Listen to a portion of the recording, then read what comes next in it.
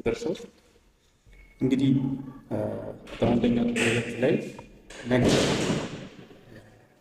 ምስጉን ወይም ደግሞ የተባረከ መሆን ምን ማለት እንደሆነ ለዳዊት ወይም ደግሞ በዚህ ዓለም ሁለት መንገዶች ብቻ ናቸው ያሉት፣ ወይ ምስጉን ነን ወይ ክፉ ነን። ምስጉን መሆን ምንድን ነው የሚለውን ሲያስረዳ ከሁሉ በላይ የክፉዎችን ምክር የማይሰማ በማለት ይናገራል። እንግዲህ የክፉዎች ምክር ሲባል አቅልለን እንዳናየው ዓለማዊ የሆኑ ከእግዚአብሔር እውነት ውጭ የሆኑ የትኞቹ ከእግዚአብሔር ቃል ውጭ የሆኑ ምክሮች ሁሉ ከክፉ ናቸው። ፍልስፍና ሊሆን ይችላል፣ ስብከቶች፣ ትምህርቶች ሊሆኑ ይችላሉ፣ ሃይማኖቶች ሊሆኑ ይችላሉ። የትኞቹንም ደግሞ ከእግዚአብሔር እንድንለይ የሚመክሩን የትኞቹንም አይነት ምክሮችን ልንወስድ እንችላለን። በዚያ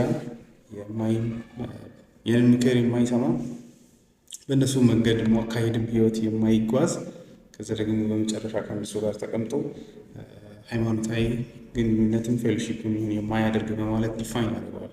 በዚህም ደግሞ ባለፈውም ለማውራት ደግሞ ከሆኑ ክፋትን ፕሮግሬሲቭ እድገት ያለው ከአንዱ ወደ ሌላው እየባሰ የሚሄድ መጀመሪያ ምክር መስማት ነው፣ ከዛ መጓዝ ነው፣ ከዛ ደግሞ መጨረሻ ላይ ያንን ነገር እንዲያውም ዋዘኞች ነው የሚለው። ዋዘኛ የሚለው እንግዲህ እዚህ ላይ እንዲሁ አንዳንዶቹ ኤቴይስት የሆኑ ወይም ደግሞ ስለ እግዚአብሔር ከንቱ ነገርን የሚናገሩ ሁሉን የሚያካትት ነው። እንግዲህ ያው ከወንጌል ውጭ ያለው ሁሉ ስለ እግዚአብሔር ከንቱ ንግግር ነው እንደምናውቀው፣ ከእግዚአብሔር መገለጥ ውጭ ያለው እንግዲህ ያንን አየን። ከዛ ግን ፖዚቲቭሊ ካልቪን እንደሚለው ቁጥር 2 ላይ ደግሞ የእግዚአብሔርን ሕግ የሚሰማ በማለት በእግዚአብሔር ሕግ ደስ የሚለው ሕጉን በቀንና በሌሊት የሚያሰላስል በማለት ይናገራል። ስለዚህ የምር እውነተኛ ምስጉን ማን ነው ቢባል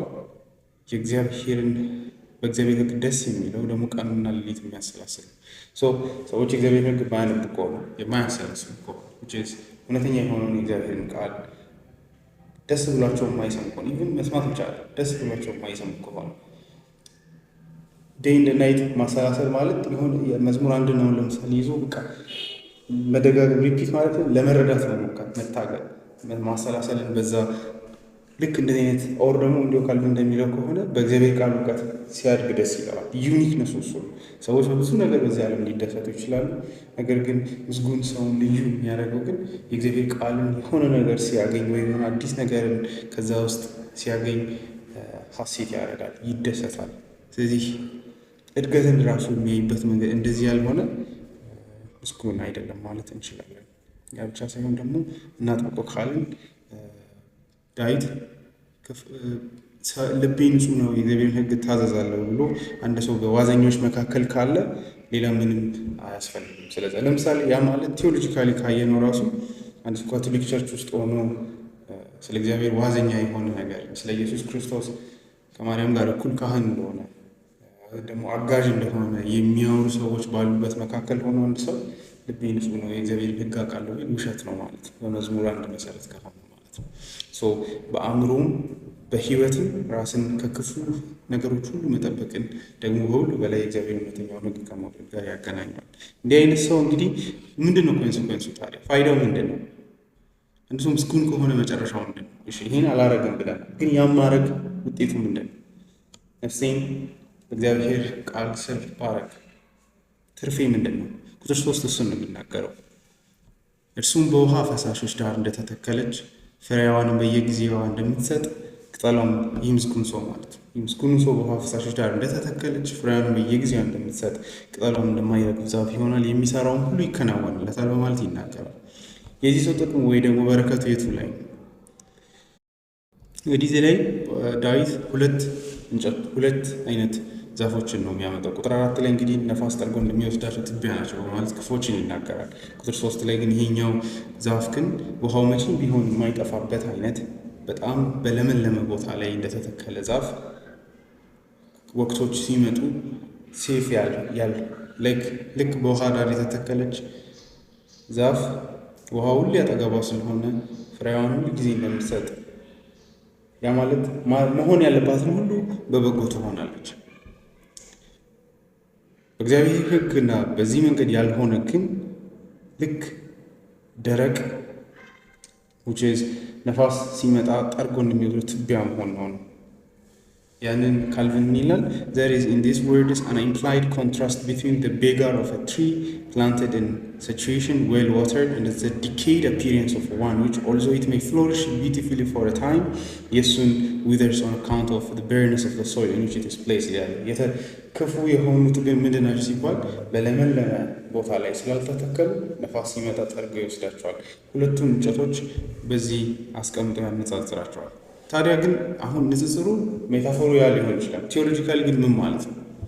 የተተከለች ዛፍ እንደዚህ ናት፣ ፍሬዋን በየጊዜው ትሰጣለች። ምን ማለት ነው ሚኒንጉ? እንግዲህ አንደኛው ትርጉም ሊመጣ የሚችለው ህይወቱ በቃ በተድላ የተሞላ ነው የሚል ነው። ይሄ ቀጥተኛ ብለን ብንተረጉም እሱ እንላለን። ክፉዎች ደግሞ ምንድነው? ጎስቋላ ነው ህይወታቸው። ይሄ ዝም ብሎ ቀጥታ እንተርጉም ቢባል ቲዮሎጂካሊ ያንን ልንተረጉም እንችላለን። ግን ያ ነው ካለን መሞኘት ነው የሚሆነው። በተለይም ምን ማለት እንደሆነ ሲያስረዳ እንግዲህ እኛ ዛፍ አይደለም፣ ዳይሬክትሊ ዛፍ አይደለም፣ ልክ እንደዛች ዛፍ ነው እያለ ነው። ምሳሌው ላይክ ፍሬዋ በየጊዜው ይኖራል፣ ቅጠሎቿ አይረግፉም፣ ምክንያቱም ለም በሆነ መንገድ ደረቅ ባልሆነ ቦታ ላይ ስላለች። ቴዎሎጂካሊ ምን ማለት ነው ሲባል የሚሰራውን ሁሉ ይከናወንለታል በማለት ያስረዳል። ልክ እንደዛች ዛፍ ይሄኛውም አንዳች በሆነ መንገድ በምንም መንገድ አይጎድልም። ኤቭሪ የህይወቱ ሙቮች ጌን ናቸው፣ ኪሳራ የለም። እዚህ ላይ ቁጥር 5 እና 6 ላይ ነው መከናወን የሚያስረዳው። ከሁሉ በላይ የዘላለም ህይወትን ማግኘት ነው። ኢቭን በእርግጥ ያ ማለት በምድር ደግሞ ኪሳራ ነው ህይወቱ ማለት አይደለም። ነገር ግን ለእኛ በምድር ራሱ በጎ ምንድን ነው የሚለው ዲፊኒሽን ነው ማተር የሚያደርገው። ለእኛ ምንድን ነው በጎ? ጤናማ መሆን፣ አለመታመም። እሱ ከሆነ እሱ የእግዚአብሔር ህመሞች ፎር አወር ጉድ ናቸው። ከዛ አንጻር አንዳች ሉዝ የለም፣ ህመሞቻችን ሉዝ አይደለም። ስለዚህ ይሄን ጥቅስ በጣም ሊያስረዳልን የሚችለው ሮሜ ምዕራፍ 8 ላይ የአንብበን ያለፍነው እግዚአብሔርን ለሚወዱት እንደ ሀሳቡ ለተጠሩት ነገር ሁሉ ለበጎ እንዲደረግ እናውቃለን ይላል። ሰው የምናስበው አሁን የሚያልፈውን የህይወት ፓዝ አይደለም። ስለዚህ ሰውዬም ስናስብ ኦልቲሜትሊ ግን መከናወናል፣ መጨረሻው ድል ነው፣ ማጣት አይደለም። ስለዚህ ጳውሎስ እንግዲህ እዛ ሮሜ ላይ መከራ አይኖርም ወይ ስደት በክርስቶስ ኢየሱስ ሀዘን የለም ማለት ነው። ግን የሚለው ኦልቲሜት መጨረሻው ግን ህይወት ነው፣ በጎ ብቻ ኢትስ ፎር ጉድ፣ ለበጎ ሁሉም እግዚአብሔር ለሚወዱት ለምስጉን ሰውም እዚህ ሁሉም ይከናወንለታል። ስለዚህ እያሰብን ያለ ነው በዚህ ሴንስ ኢቭን በህይወታችን ውስጥ የሚያልፉ ለኃጢአተኛ ሰዎች ህመም ብቻ ሆኖ ግን ፎር ዞዝ በክርስቶስ ላሉት ኢቭን ፊዚካል ህመሞቻቸው ማግኘት፣ ማጣት፣ መጠላት፣ መገፋት ሁሉ ኦልቲሜትሊ ስለ እግዚአብሔርን እንድናውቅ ያደርጉናል። እግዚአብሔርን አብዝተን እንድንወድ ያደርጉናል። እንዲሁም አንድ መዝሙር አለ ጂሰስ ሃቭ ቴከን ዳይ ክሮስ የሚል በሰዎች ስገፋ ወደ አንተ ደረት ይገፉኛል ይላል። ሶ ኤቭሪቲንግ ኢዝ ፎር ጉድ፣ ሁሉ ኦልቲሜትሊ መጨረሻው መከናወን። ከዚህ አንጻር ዳዊት የሚያወራው ለአይን የሚታይ በአይን ስለሚታይ መሳካት አይደለም። ለአይናችን ክፉ የሚመስሉ አንዳንድ ክፉ ነገሮች መልካሞች ናቸው በእምነት አይን ብናያቸው። ይህን እንዴት ነው የምናውቀው? ለምሳሌ ቅድም ባለፈው ያነሳ ነው የሎጥና የአብርሃም ማለት ነው። አብርሃም ደረቅ መሬት ነው፣ ሎጥን የፈለከውን ምረጥ ለም የሆነውን መሬት መረጠ። አብርሃም ግን ከናንን የመረጠው ሲታይ ደረቅ ቦታ ነው። ግን በእምነት እግዚአብሔር የሰጠውን የተስፋ ቃል ያውቃል። ዘፍጥረት 13:12 ላይ ማለት ነው። የሙሴን ህይወት ማየት እንችላለን። ከላይ ሲታይ የግብፅን ተድላ ትቶ የእግዚአብሔርን ህዝብ መከራ ጆይን እያደረገ ነው። ነገር ግን ፎር ሂዝ ጉድ ነው፣ ብድራቱን ትኩር ብሎ ተመልክቷል። የያዕቆብን ህይወት ማየት እንችላለን። ኤሳው በአባቱ ቤት በጣም ሴፍ የሆነ ህይወት ነው ሚልኩን ይኖረው። ያዕቆብ ግን ገና በልጅነቱ ፎር ዘ ሴክ ኦፍ ዘ ፕሮሚስ ማለት ነው፣ ከወንጌሉ የተነሳ ማለት ነው። እንደዛ ነው ማንበብ ያለብን። የጳውሎስን ህይወት ማየት እንችላለን። በሞት ነው ያበቃው።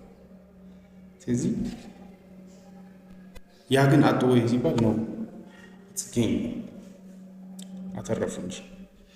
ስለዚህ ከዚህ አንጻር ነው ይህኛውንም መረዳት ያለብን። ያንን መንፈሳዊ በሆነ መንገድ በተለይም ዳዊትም ደግነቱ እኛ እንደዚህ ማስጨነቅ ክፍሉን ራሱ አይኖርብንም። ከታች እየወረደ ሲሄድ ዳዊትም ምን ማለት እንደፈለገ መከናወንን እያስረዳ ሄደ። ስፐርጅን ይላል our worst things are often our best things እጅግ በጣም ክፉ ብለን የምናስባቸው ነገሮች የኛ እንዲሁ እጅግ ምርጦች ነገሮች ናቸው።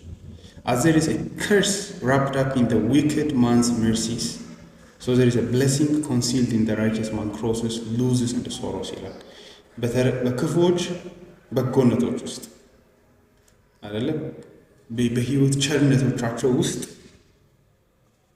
ከላይ ሲታይ ለስጋ አይን በጎ በሚመስለው ቸርነት ውስጥ የተጠቀለለ እርግማን አለ።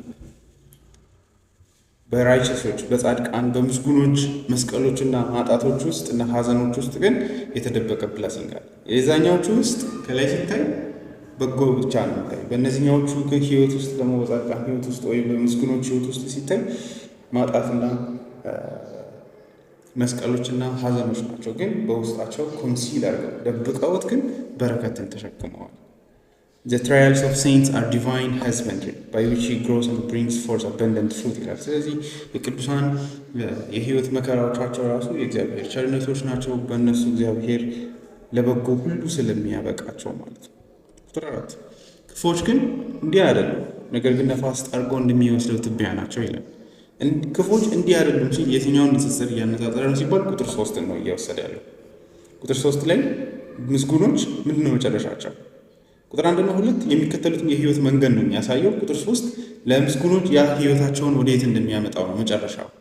ክፉዎችስ ደግሞ ያ የሚከተሉት ህይወት ከዋዘኞች ጋር ከክፉዎች ምክሮች ጋር መኖር የእግዚአብሔርን ህግ ክፋት ዳዊት እንግዲህ ክፋት ዲፋይን ሲያደርግ የእግዚአብሔር ህግ አለመፈለግ አድርገው ነው ዲፋይን ያደርገው ወደታች አወራለሁ። ሁለቱ ያን መንገድ ተከትሎ መሄዳቸው መጨረሻቸው ምን እንደሆነ ነው የሚያሳየው። ቁጥር 3 ላይ እነዚያኞቹ ሁሉ ይከናወንላቸዋል፣ ፍሬ ነው። እነዚህኛዎቹ ግን ምንድን ነው የሚሆኑት? ነፋስ ጠርጎ ነው እንደሚወስደው ትቢያ ናቸው። ለዳዊት ክፉ ሲባል እኛ በተለምዶ እንደምናስበው አይነት እጅግ አጸያፊ ነገር የሚያደርጉ ወይም ደግሞ ክፋትን የሚፈጽሙ አይደሉም። ቁጥር 1 እስከ 3 የሰጠውን ምስጉን ህይወት የሌለው ሰው ሁሉ ለሱ ክፉ ነው። ከዚህ አንጻር እውነተኛውን አምላክ የማያውቅ ሁሉ ክፉ ነው። በእግዚአብሔር ቃል ሳይሆን በሰዎች ዓለማዊ ምክርና በሰዎች ቃል የሚኖር ከእግዚአብሔር አፍ በሚወጣ ቃል ሳይሆን ከሰዎች አፍ በሚወጣ ቃል የሚኖር ደግሞ ያንኑ ህይወት በተግባርም ክፋትን የሚያደርግ ቀጥሎ ደግሞ ከዋዘኞች እነሱም እውነተኛ የሆነውን አምላክ በምንም መንገድ የሚያጎድፉ ጋር ህብረትን በማድረግ የሚሆን መጨረሻው ጥፋት ነው። ለምሳሌ አሁን እነዚህ የክፋት መድረኮችን በየሜዳው እኮ ማየት ይቻላል። ለምሳሌ እነዚህ ሞቲቬሽናል ስፒከሮች ብለው ሴቶችን እንዲወጡ ሞቢላይዝ ያደርጋሉ፣ እንዲያምፁ ማለት ነው። ዋዘኞች ናቸው እነዛ ሰዎች። ስለ ሰው ልጅ አይደለ አንዳንዶች አሉ አይደለ አሁን የሚያስተምሩ ስለ ሰው ልጅ የሚያስተምሩ የሰው ልጅ ለራሱ እንደተፈጠረ ለራሱ ደስታ እንደተፈጠረ የሚናገሩ ዋዘኝነት ነው። ግን እንደ ሴኩላር ነገር ነው የሚታየው። ይሄ ሃይማኖታዊ ዲስኩር እግዚአብሔር አይጠራም ይሆናል እንጂ ዋዘኞች ናቸው። ተሰብስበው እዛ ወንበር ላይ መቀመጥ ራሱ መርከስ ስለሆነ ማለት ነው። የምር እንደዛ ነው መታየት ያለበት። ዋዘኝነት ነው እሱ። እንደዚህ አይነት ሰዎች መጨረሻቸው ምንድን ነው የሚሆነው? የእግዚአብሔርን ቃል ግን አይፈልጉም። የእግዚአብሔርን ትሩዝ አይፈልጉም። የእግዚአብሔርን እውነቶች አይፈልጉም። መጨረሻቸው ምንድን ነው? ትቢያ፣ ነፋስ ጠርጎ እንደሚወስደው ትቢያ ናቸው። ምንም አይከናወንላቸው። አለመከናወን ምንድን ነው ጥያቄ። ዳዊት ምንድን ነው የሚያየው ካላችሁ ሄዶ የሚያበቃበትን መጨረሻ ነው እያወራ ያለው። ነፋስ ጠርጎ እንደሚወስድ ነፋስ መምጣት አይቀርም። ያኔ ተጠርገው ይጠፋል። እሱም እያለ ትኩረቱ የክፎች መጨረሻ ላይ ካልቪን ይህን ሲናገር እንደዚህ ይላል። በእርግጥ ካልቪን በዚህ ህይወትም ሊጎዱ እንደሚችሉ ይናገራል። ግን ኦልቲሜትሊ በዘላለም ፍርድ ነው የሚያወራው በማለት ያስረዳል። that he does not keep his eyes on a prosperous condition of which they boast for a short time, but his mind is sincerely pondering on the destruction which awaits them and will at length overtake them. so መዝሙረኛው እያየ ያለው ይላል እነሱ አሁን ለጥቂት ጊዜ ለጥቂት ጊዜ ሲባል መጽሐፍ ላይ ብዙ ጊዜ ጥቂት እንዳይመስላል። ይህን ህይወት ጥቂት ጊዜ ነው ይላል አይደል? ለጥቂት ጊዜ በልዩ ልዩ መከራ እናልፋለን። ተሰሎንቄ ላይ ፖሊስ ለጥቂት ጊዜ ነው። ለምን? ከዘላለም አንጻር ማለት ነው። ልክ መዝሙረኛውም ለጥቂት ጊዜ ይመካል። ሁሉ በእነሱ እጅ እንዳለ ህይወት የእነሱ እንደሆነች ማንም ጌታ እንደሌለ በተለይ መዝሙር 2 ላይ እናያለን። መዝሙር 2 ላይ ይህንን ክፉ መሆኑን እያስረዳ ይላል ዳዊት። በሆነ ሴንስ ሁለቱም አገናኝቶ ማንበብ ጥሩ ነው ብዬ አስባለሁ። ነገ ጠዋት እናያለን። ለጥቂት ጊዜ ይመካሉ፣ ነገር ግን መዝሙረኛው የሚጠብቃቸውን ነፋስ ያያል፣ ጠርጎ ሊወስዳቸው ያለው ለመምጣት አይቀር። ካልቪን ከዚህ ተነስተው እንዲሁ ምን ይላል? ለስጋ አይናችን መጨረሻቸው ያብ አይመስለንም፣ በእምነት አይን ካየን ግን ስለ እነሱ መጨረሻ ራሱ የምናየው እሱ ነው ይላል። ይጠፋሉ፣ አይመስሉም ግን ይጠፋሉ። እግዚአብሔር ሕግ የሚጠላ ሁሉ መጥፋት አይቀርም፣ የማይጠፋብህ ይመስለን። እንደምን ይላል? Besides, by this form of speech, the Holy Spirit teaches us to contemplate with the eye of faith, with what might otherwise seem incredible. For although the ungodly may rise high and appear to great advantage, like stately tree, we may rest assured that he will be even as chaff or refuse whenever God chooses to cast him down from his high state with the breath of his mouth. ለስጋ አይመስልም ይላል፣ ለእኛም አይመስልም፣ የሚጠፋ አይመስልም። ነገር ግን በመንፈስ ቅዱስ እዚህ ውስጥ እያስተማረን ያለው በመንፈስ አይን ብናየው፣ በእምነት አይን ብናየው መጨረሻቸው ምን ያህል ከፍ ያለ ቢመስልም፣ ህይወትን ጌን ያደረጉ ቢመስሉም፣ ያገኙ ቢመስሉም መጨረሻቸው ጥፋት ነው ይላል። ቁጥር 5 ያንኑ ፖሊትሚክ በተለይ ቁጥር 5 እና 6 ዳዊት የምስጉኖችና የክፎችን መጨረሻ ከዚህ አንጻር ነው በደንብ የሚያየው። ስለዚህ ክፎች በፍርድ ኃጢአተኞችን በጻድቃን ማህበር አይቆሙም በማለት ይናገራል። እዚህ ላይ ዳዊት የምስጉን ሰው ብልጫን የምስጉን ሰውን ብልጫን ከክፎች የሚያስረዳው ከሁሉ በፊት ከዘላለም ፍርድ አንጻር። ምስጉኖች መጨረሻቸው በፍርድ ቀን አይጠፉም፣ ክፎች ግን ይጠፋሉ። እዚህ ላይ እንግዲህ ስለዚህ ክፉዎች በፍርድ ኃጢአተኞችን በጻድቃን ማህበር አይቆሙም ይላል። አይቆሙም ሲባል ምን ማለት ነው? በጻድቃን ማህበር እያወራ ያለው በቅዱሳን ማህበር ሲል እንግዲህ እኛ እንደሚመስለን ዝም ብሎ አሰምብሊ አይደለም። ማለትም ተሰብስበን ዝም ብለን ከምንወያይበት ተወግደው አይገቡም፣ በዛ አይደለም። እጅግ እንግዲህ የጻድቃን ማህበር እንግዲህ ከእግዚአብሔር ጋር ያለ ህብረት ነው። መጨረሻው በታሪክ ውስጥ ሁሉ ያሉ ቅዱሳን እንግዲህ ዕብራውያን ምዕራፍ 12 ላይ ዕብራውያን ጸሐፊ የሚናገረው እሱ ነው። በደስታ ወደ ተሰበሰቡ አላፍት ቅዱሳን ወይም ነፍሶች እኛ በክርስቶስ ኢየሱስ መጥተናል በማለት ይናገራል።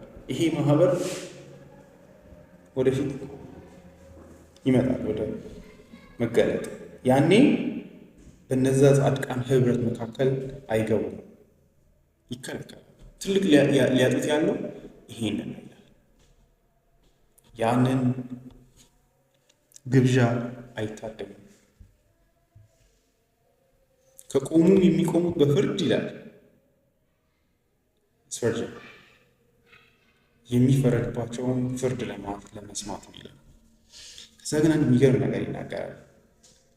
በክርስቶስ ኢየሱስ ላልጸደቀ ኃጢአተኛ ገነት ማለት ሲኦል ነው ይላል። ኢቭን እዛ እንዲቀመጥ ቢደረግ ይላል ኢፍ በክርስቶስ ደም ልብሱን ካላጠበ።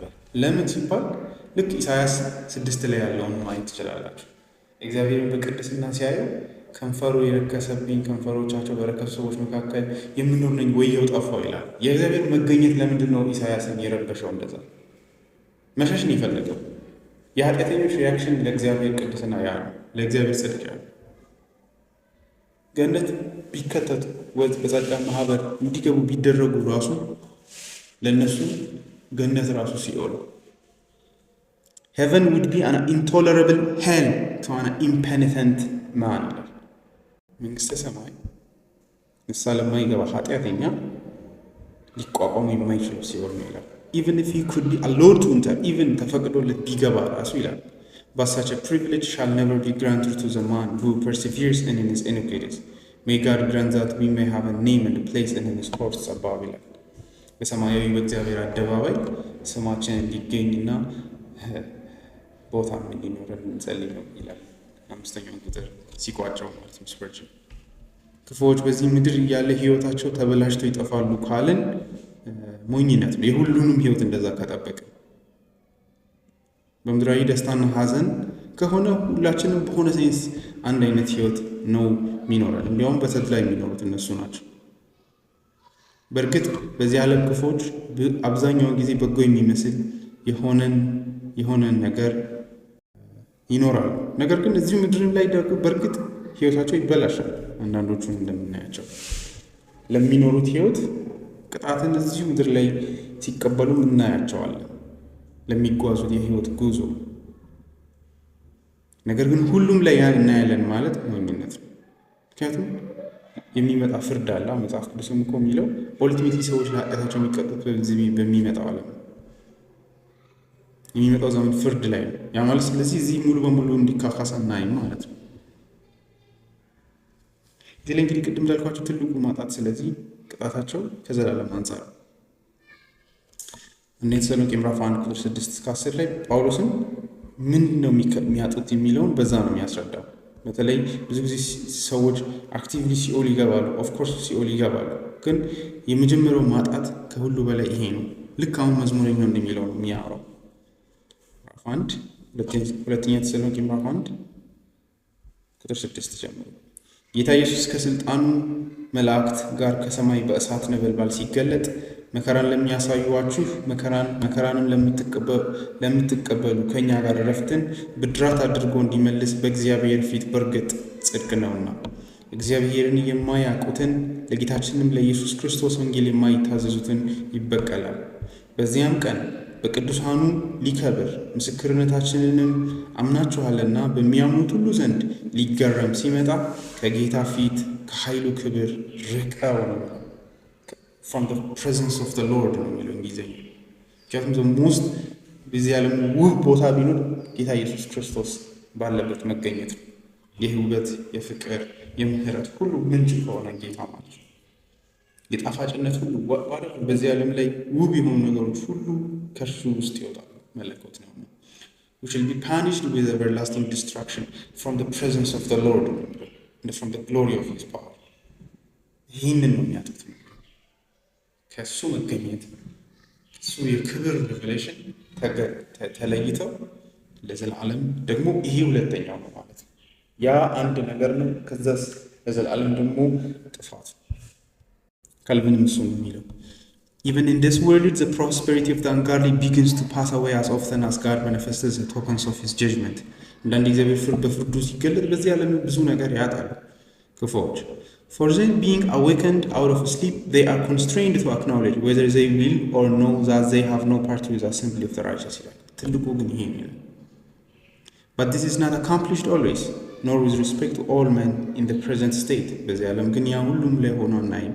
ስለዚህ እኛ በትዕግስት ይላል we must patiently wait for the day of final revelation in which Christ will separate the sheep from the goats ይላል። ስለዚህ ultimate የሆነውን ፍጹም የሆነውን ፍርድ ግን ወደፊት በሚገለጠው በክርስቶስ ፍርድ ውስጥ ማየት አለብን። ዛሬ ባይመስልም ደግሞ እግዚአብሔር የማያይ ከዛ ደግሞ በሶስተኛ ደረጃ የሁሉንም ሰው ህይወት አንድ አይነት ቢመስልም የጻድቃንም የክፎችም ህይወት ምንም ሌላ ዳኛ የሌለው ቢመስልም እግዚአብሔር ወደፊት ሁሉንም ወደ ፍርድ ዙፋን ማቅረቡ አይቀርም። And from this we may conclude that as he is a certain avenger of wickedness, also for a time he may seem to take no notice of ungodly, yet at length he will visit them with destruction. እግዚአብሔር የማያይ ባይመስልም ኬር የሚያደርግ ግድ የሚለውም ክፋት ባይመስልም መጎብኘቱ አይቀርም በፍርድ በክርስቶስ ኢየሱስ ወደፊት። ቁጥር 6 እግዚአብሔር የጻድቃንን መንገድ ያውቃልና የክፉዎች መንገድ ግን ትጠፋለች ይላል። ጌታ የጻድቃንን መንገድ ያውቃል ሲል ምን ማለት ነው? የክፉዎች መንገድን አያውቅም ሲል ምን ማለት ነው? እዚህ መጠንቀቅ አለብን አይደል? የጻድቃንን መንገድ ያውቃል፣ የክፉዎች መንገድ ግን ትጠፋለች ይላል። አያውቅም እንደማለት ነው። ትልቁ የጻድቃን ደስታቸው ምንድን ነው? እግዚአብሔር የነሱን መንገድ ያውቃል። የክፉዎች አያውቀውም። ያ ማለት እግዚአብሔር የመጡበትን የህይወት መንገድ አያውቅም ማለት አይደለም። ይህ የሚያሳየን እግዚአብሔር ሁለቱንም ያውቃል። ስለሚያውቅም ነው ደግሞ የሚያጠፋቸው። ባያውቅም ኖሮ አይቀጣቸውም ነበር። ስለሚያውቅ ነው መንገዳቸው። ስለዚህ ማወቅ ሲል በምን ረገድ ነው እያለ ያለው የሚል ጥያቄ ማንሳት ይኖርብናል። ልክ እንደዚሁ ነው እንግዲህ ማቴዎስ ወንጌል ምዕራፍ 7 ላይ ጌታ ኢየሱስ ቁጥር 21-23 ስለ ዘላለማዊ ፍርድ ሲያወራ ፈጽሞ አላውቃችሁም በማለት ይናገራል። ፈጽሞ አላውቃችሁም ሲል በምን ሲንስ ነው እያለ ያለው? ምዕራፍ 7 ቁጥር 20 እስከ 23። ስለዚህ ከፍሬያቸው ታውቋቸዋላችሁ፣ በሰማያት ያለውን የአባቴን ፈቃድ የሚያደርግ እንጂ ጌታ ሆይ የሚለኝ ሁሉ መንግሥተ ሰማያት የሚገባ አይደለም። በዚያን ቀን ብዙዎች ጌታ ሆይ በስምህ ትንቢት አልተናገርንምን? በስምህ አጋንንትን አላወጣንምን? በስምህ ብዙ ታምራትን አላደረግንም ይሉኛል። የዚያን ጊዜም ከቶ አላውቃችሁም እናንተ አመፀኞች ከእኔ ራቁ ብዬ እመሰክርባቸው ይላል። ይህ ራሱ ቁጥር 23 የሚያሳየው እንደሚያውቋቸው አመፀኛ እንደሆነ ያውቃል። አላውቃችሁም ሲል ምን ማለት ነው? ልክ ሰርግ ልትገቡ ስትሉ ማን እንደሆን ካላውቅም ሂድ ሲል ከኔ ጋር ምንም ህብረት የለህም፣ ወዳጅ አይደለህም ማለት ነው። እግዚአብሔርም እዚህ ጋር የጻድቃን መንገድ ያውቃል ሲል፣ የክፉዎች መንገድ ግን ትጠፋለች ሲል እሱን ነው እያለ ያለው። በእግዚአብሔር የታወቀ ነው የጻድቃን ህይወት። ስለዚህ ከላይ ቁጥር 1 ላይ እንዳለው ከሆነ በክፎች ምክር መጓዝን የጥፋት መንገድ አድርጎ ነው ዳዊት የሚያሳየው። በዚያ ምክር መሄድ፣ በመንገድ መጓዝ፣ በተለይ መንገድ ነው የሚለው መንገድ ላይ የሚቆም ይላል። መጨረሻው ደግሞ ከዋዘኞች ጋር የሚሆን መጨረሻው መጥፋት ነው፣ ይጠፋሉ ነው የሚለው። መንገዳቸው ይጠፋል ሲባል የእነሱ መንገድ ትጠፋለች ሲባል ኦልቲሜትሊ ይቀጣሉ ማለታችን ነው። ጥፋቱን የሚጠብቃቸው ማለታችን ነው። ስለዚህ አያውቅም ሲል ኦቶራይዝድ በሆነው መንገድ የማይጋዙ ናቸው እነዚህ ሰዎች ማለት ነው። የጻድቃንን መንገድ ያውቃል ሲል እግዚአብሔር በኦቶራይዝድ ባደረገው እግዚአብሔር ጽድቅ ነው ብሎ ባስቀመጠው መንገድ የሚጓዙ መሆኑን የእግዚአብሔርን እውቀት ነው የሚናገረው። ያውቃል። በእግዚአብሔር የታወቀ መንገድ ላይ ነው። በቃሉ በኩል ነው ወደ እግዚአብሔር እየመጡ ያሉት፣ መንገዱን ተከትለው ነው የመጡት።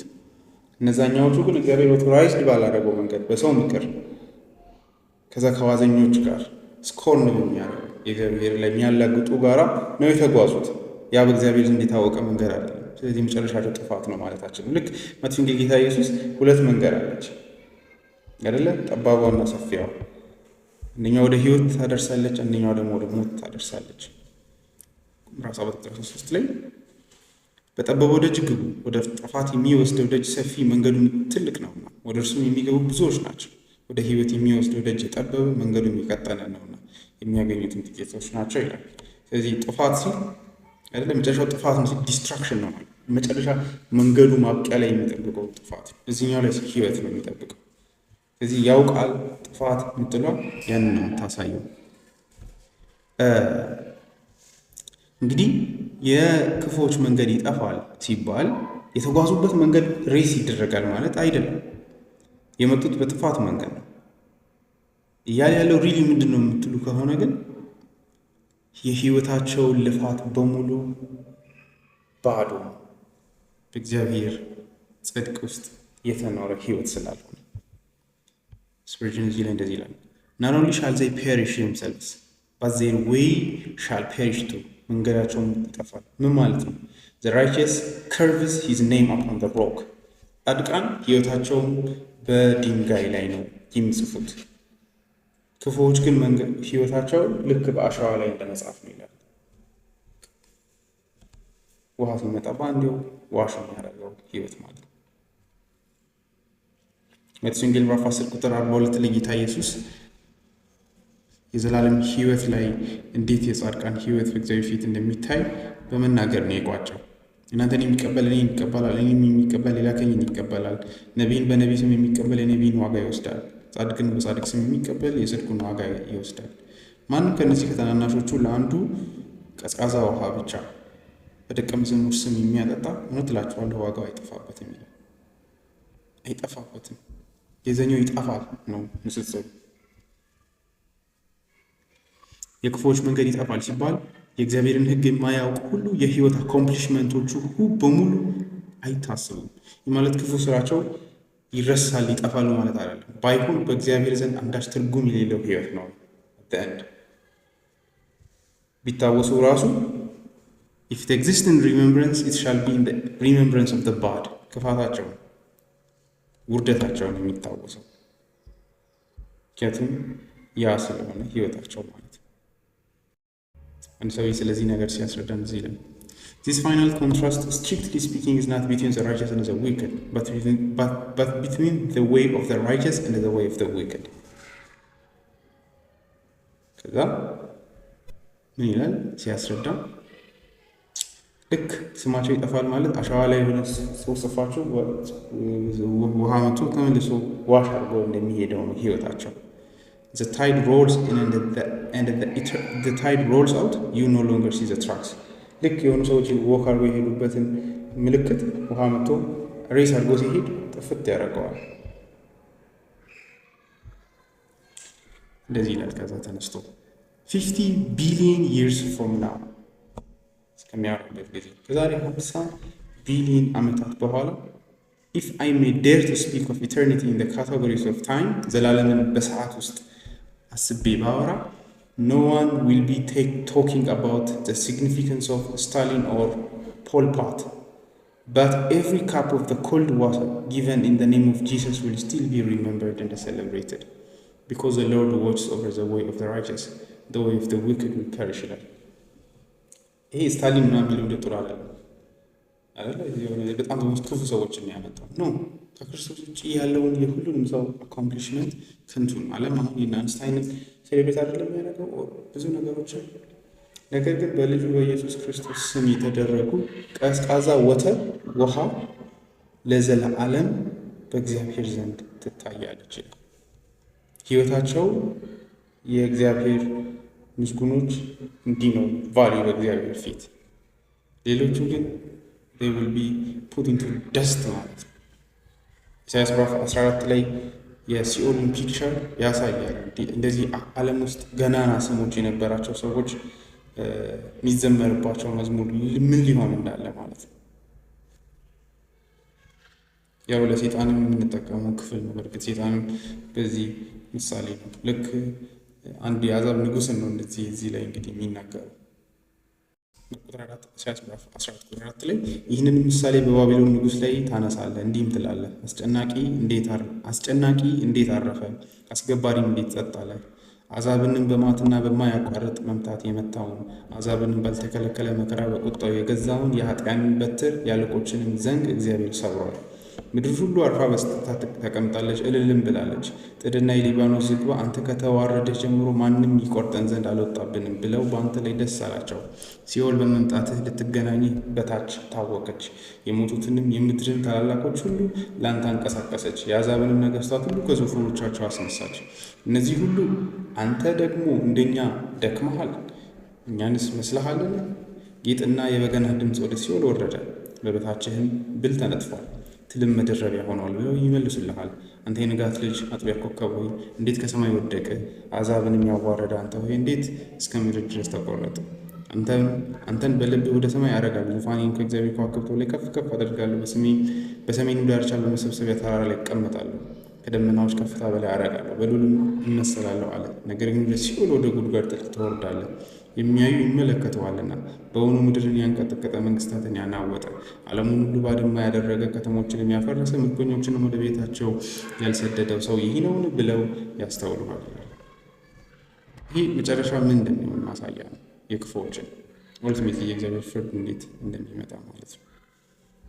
እንግዲህ ህይወታችን በሁለት መንገድ ነው የምትሄደው ማለት ነው። ኦር በዚች መንገድ በምስኩኖች መንገድ ኦልቲሜትሊ ዲፋይን የተደረገው እግዚአብሔር ቃልን በመከተልና የእርሱን ቃል በማሰላሰል ያ ነው።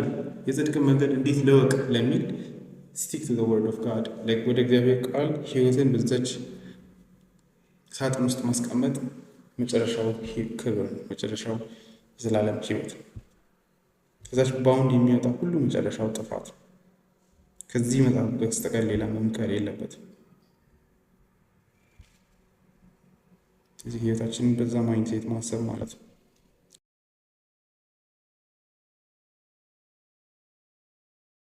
ኦንሊ ዋን ላይፍ የሚል ፖይም አለ። ኦንሊ ዋን ላይፍ a few brief years, each with its burdens and hopes, fears, each with its clays I must fulfill, living for self or in his will. Only one life, it will soon be past. Only what's done for Christ will last. ሌላ ሁሉ ይረሳል፣ ከታሪክ ገጾች ውስጥ እንዳልነበረ ማለት ነው።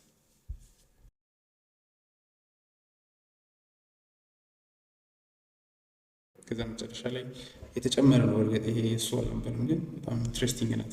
ኦንሊ ዋን ላይፍ፣ it will soon be past. Only what's done for Christ will last. and when I'm dying how happy I will be ስሞት እንዴት ብፁዕ ሆኜ ደስ ብሎኝ እሞታለሁ። if the lamp of my life has been burned out for thee ይላል። የህይወቴ ሻማ ላንተ በርቶ ተቃጥሎ በማለፉ ሐሴት አድርጌ እሞታለሁ ይላል።